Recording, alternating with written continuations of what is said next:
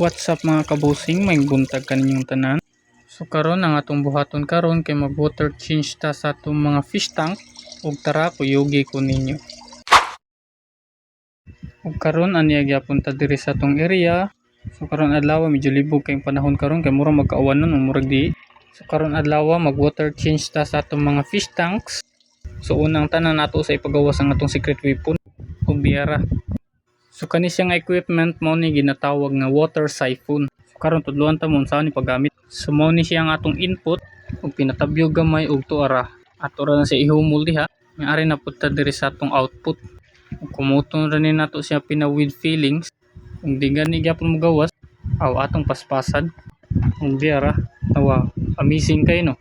Ug ato ra na ibutang diha while nagagas. Ug diri na pud ta balik sa atong input. So dira ato ay siphon ang mga nilugdang nga poops diri sa atong mga fish tanks. So gamit kini siya kung mag water change ta sa atong mga fish tanks.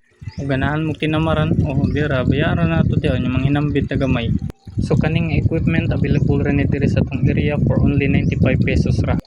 Ug karon manatag drain diri sa atong mga fish tank, so 30% lang ang atong gi-drain sa atong mga fish tank. So aron dili sila ma-water shock sa atong pag-water change sa ilang mga fish tank. So ang next natong buhaton kay mag-add ra ta og bag-o nga tubig sa ilang mga fish tank.